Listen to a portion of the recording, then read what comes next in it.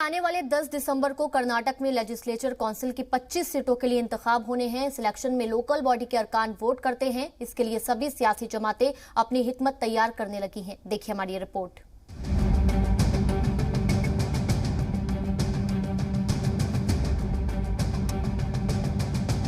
कर्नाटक में एक बार फिर सियासी सरगर्मी तेज होने लगी है। रियासत में 25 सीटों पर होने वाले एमएलसी इंतखाब के लिए कांग्रेस और बीजेपी ने अपने उम्मीदवारों के नाम का ऐलान कर दिया है।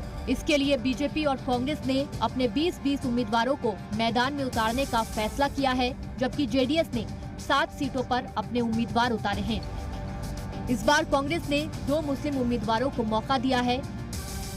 धारवाड़ हलके से सलीम अहमद और बेंगलोर अर्बन से यूसुफ शरीफ को टिकट दिया गया है, जबकि जेडीएस ने कोडगू से इसाक अहमद को उम्मीदवार बनाया है।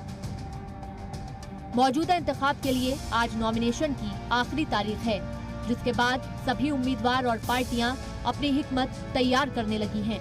हुबली और धारवाड़ के बाशिंदों का मुतालबा था कि लोकल मुस्लिम लीडर को मौका मिलना चाहिए, लेकिन कांग्रेस ने बेंगलोर के रहने वाले सलीम अहमद को टिकट दिया है, जिसके खिलाफ हुबली इलाके में नाराजगी देखी जा रही है। मकामी लोगों का कहना है कि मुंबई कर्नाटक के 5 अजला में कांग्रेस से एक भी नुमाइंदगी नहीं है।